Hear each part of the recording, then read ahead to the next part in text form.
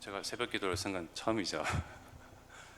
담임 목사님이 당연히 오실 거라고 저는 이렇게 믿고 있었는데, 참 하나님의 그 로마서 11장 33절에 보면 깊도다 하나님의 지혜와 지식의 풍성함이여 그의 판단은 헤아리지 못할 것이며 그의 길은 찾지 못할 것이로다 라는 말씀을 이렇게 우리 종고등부 예배 때 잠시 이렇게 증거를 했는데, 그 하나님의 판단을 제가 헤아리지 못해서 이렇게 설마 이 강단에 설 것이라고 이제 생각을 못했습니다. 예.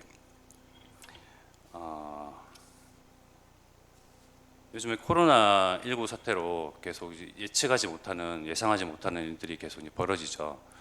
그러면서 참 그 사람들이 두려움과 겁에 질려서 집어먹고, 그렇게 해서 정말 모든 경제 활동과 그런 것들이 이제 올스톱 됐다시피 그런 일들이 일어나는데, 저도 이제 부산에서 지인들한테 많이 이렇게 연락을 받거든요. 교육자 생활을 하는데 뭐 어렵지 않냐. 근데 부산에서는 거의 더 큰 대도시들은 더 그렇잖아요. 거의 뭐 올스톱 되다시피 가지고 많이 어려움을 이렇게 호소하더라고요. 그런데 이제 우리 말씀을 보니까 누가복음 21장 11절에 곳곳에 큰 지진과 기근과 전염병이 있겠고 또 무서운 일과 하늘로부터 큰 징조들이 있으리라, 그런 말씀이 나오거든요. 분명히 말씀에 나오잖아요. 기근과 지진과 전염병이 있으리라. 그런데 놀라운 것은 13절에 이렇게 보면 이러한 일들로 인해서 하나님께서 이 기근과 지진과 두려움을 통하여 증거할 일이 있으리라, 그런 말씀이 나오거든요. 그래서 이 모든 것들이 있을진데 우리는 두려워하지 아니하고 언약 가진 자는 하나님께서 완벽한 그리고 일방적인 계획을 두고 부리셨으니 우리와 수준과 한계에 그치지 아니하고 그 언약하신 하나님, 약속하신 하나님, 그 하나님은 우리도 알다시피 분명한 약속을 입 밖에 내던지시면 반드시 이루시잖아요. 그것을 믿고 의지하고 그 기근이요 지진이요 뭐 풍랑이며 태풍이며 온갖 것들, 전염병이며 그런 것들 좀 하나님을 모르는 사람들이 당연히 두려워하고 당연히 겁을 먹고 당연히 그렇게 모든 것을 멈추고 이렇게 두려움을 떨고 있는데, 그것과 상관없이 이 일을 통해서 하나님께서는 중요한 일을 하신다. 교회와 전도자들과 그리고 우리를 통해서 증인들을 통해서 일을 하신다는 것에 우리가 이 믿음 위에 굳건한 반석을 세워서 정말 그 예수가 그리스도임을 늘 아무 상관없이 아무 상황에 이러한 어떤 시대에 이런 흐름에 변함없이 꿋꿋하게 나갈 것을 믿습니다. 그 하나님은 참 늘 구약에 그리고 신약에 그러한 완벽한 언약을 두시고 이루심을 우리는 그 발자취 그런 증거들 온갖 것들을 보면서 이렇게 우리는 그런 하나님이심을 알고 있잖아요. 근데 우리의 인생은 참으로 짧고 걱정이 가득하고, 지난주에 이제 있었던 그 욥기 14장의 그런 말씀을 통해서 보다시피 꽃도 자라나서 시들고, 그리고 본체가 이제 움직이면 그림자 또한 따라서 움직이고 사라지잖아요. 그렇게 참 짧은 인생 가운데서 우리가 전도자로 증인으로 예수가 그리스도임을 증거할 자로 그리고 그 언약의 전달자로 부름을 받았다는 것은 정말 대단한 큰 영광이요, 큰 축복입니다. 제가 이제 저녁마다 그 이순신 공원 가서 이렇게 한 바퀴 돌고 운동을 하고 그렇게 하거든요. 실내에서는 운동할 수가 없으니까요. 이렇게 하는데 사람들이 다 이렇게 마스크를 끼고 열심히 이렇게 뛰어요. 아줌매들, 아저씨들, 뭐 남녀노소 할 거 없이 뛰는데 그렇게 건강을 유지하려고 그렇게 몸부림이 친 것처럼 보이더라고요. 그리고 제가 제 눈에 보기에는 다들 이렇게 건강을 유지하고 또 먹고 살만한 것 같고 큰 걱정 없어 보이고, 삶에 대해서 삶을 유지해 나가는 데 있어서 하나님께서 우리나라에게 큰 축복을 주시사, 물론 개인마다 개인차가 있겠지만 다른 어려움 없이 이렇게 살아가는 것 같다, 그런 것을 많이 느끼는데, 그런 이유가 뭘까? 우리나라에게 이렇게 큰 그런 은혜와 그런 우리가 경제가 많이 성장하고 발전된 그런 이유가 뭘까? 하나님은 한 민족을 통해서 한 나라를 통해서 이렇게 그 언약을 이루시는데 도구로 쓰시잖아요. 그 이제 이스라엘 통해서 또 이스라엘 못 알아들으니까 다른 나라로, 그리고 이제 근래에는 미국을 통하여, 그리고 그것이 또 우리나라 대한민국을 이렇게 넘어왔는데, 이 복음의 그 은혜와 그런 능력과 하나님께서 이루시는 그 언약이, 그 힘이, 정말 그 하나님의 반드시 이루시는 그 약속이 정말 우리에게서 떠나지 아니하고 또 다른 민족에게, 다른 나라에게, 물론 237로 다 이렇게 뿔뿔이 흩어져서 많은 제자들이 세워지면 좋겠으나, 정말 우리가 이런 주도적인 역할을 하는 데 있어서 우리가 뭐랄까 좀 하나님께서 원하시는 거는 더 이상 먹는 거, 입는 거, 마시는 거 이런 거 걱정하지 말고 오직 그의 나라와 그 일을 구하라. 그리하면 이 모든 것을 더하여 주시리라. 분명히 예수님께서 말씀하셨잖아요. 정말 그래서 이 언약 전달 하나 하는 그 민족, 그리고 우리 교회, 이것에 좀 우리가 큰 소망을 두고 여기에 기쁨을 두고 그리고 여기에 행복을 두고 삶의 이유를 두고 이렇게 살아갔으면 좋겠습니다. 여전히 저는 이렇게 강단에 있으면 목이 마르네요.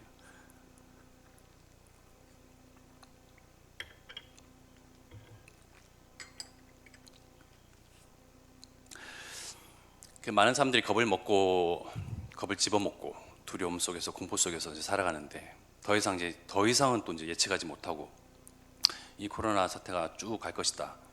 그래서 정말 우리가 이 마스크 끼고 있는 이 상황이, 그리고 이런 모습들이 그야말로 마스크와 우리의 이제 몸이, 인체가 혼연일체되는 그런 시대에 살고 있잖아요. 많이 깝깝한데, 하나님을 모르는 사람들은 그 두려움을 떨고 겁을 집어먹고 있으나, 그런데 하나님은 우리에게 주시는 것은 그 두려움이 아니래요. 디모데후서 1장 7절에 보면 하나님이 우리에게 주신 것은 두려워하는 마음이 아니요 오직 능력과 사랑과 절제하는 마음이니, 하나님께서는 우리를 영적 서밋으로 주시고 부르시고, 그리고 그 능력을 이미 허락하시고, 그리고 우리의 수준과 한계, 우리의 모습, 나약함, 나의 그러한 모자람, 그런 거 아무 상관없이 하나님은 이미 능력을 주셨어요. 예수가 그리스도고 그 예수가 그리스도임을 고백했던 베드로에게 천국 열쇠를 주셨잖아요. 내 마음이 옹졸하고 내 마음이 사람을 향하여서, 또 교회 내에서 내지는 만나는 지인들에게, 그리고 현장 속에서, 삶 속에서, 친구들이 됐던, 직장 동료가 됐던, 내 마음이 정말 뭐랄까 상처로 인해서 이렇게 천국 열쇠를 메고 자잖아요. 그러면 하늘에서도 메인돼요. 근데 이걸 지금 제대로 이제 이해를 하고 알면 어마어마한 그런 영적인 세계인 거거든요. 그런데 내가 전도자요, 언약의 전달자요, 그 언약은 하나님께로부터, 위에로부터 받은 이 언약인데, 하나님께서는 반드시 이 언약을, 세계복음화의 이 언약, 이것을 이루시는데, 내가 더 이상 옹졸할 필요 없으며 상처에 매일 필요가 없으며, 과거 속에서 거기서 이제 부딪히는 그런 문제로 사람들과 부딪히고 오해하고 그렇게 상처받고 그렇게 할 필요 없다. 나는 예수 그리스도의 이 복음의 전달자고 대사요. 그래서 나 자신을 마음을 크게 먹어야 돼요. 그래서 모든 곳 가는 곳마다, 현장마다, 사람마다 다 푼다. 오해를 풀고 상처를 풀고. 근데 그러면 정말 땅에서 풀잖아요. 하늘에서 풀리리라 하시는 예수님의 말씀이, 이 권세가 우리에게 있음을 하나하나 확인해 가면서 정말 이렇게 전도자의 삶을 살아야 됩니다. 그래서 이게 하나하나 확인해 가면 참 재밌거든요. 그래서 저 또한 상처가 있고, 저 또한 이제 나약함, 여러분이 보시다시피 한없이 좀 부끄럽고 막 그러는데, 그러면서 부딪히잖아요. 교회에서도 이렇게 사람을 만나고 또 밖에서도 지인들을 만나고 하는데, 옹졸한 마음에 이렇게 뭔가 딱 메고자 하면 이상하게, 희한하게 그 뭐랄까 이 사람이, 그 상대가, 대상자가 여러 가지 큰 일이 일어나거나 그런 건 아닌데, 뭐 크게 하여튼 늘 그런 문제 속에서 있는 것 같아요, 그야말로.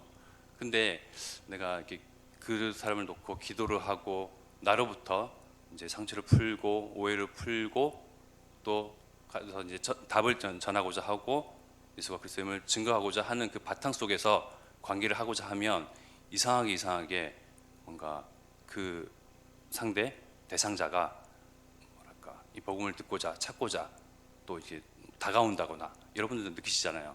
그래서 이런 것이 열쇠가 우리한테 있음이 이게 단순한 지금 예인데 이렇듯이 정말 땅에서 매면 하늘에서 매고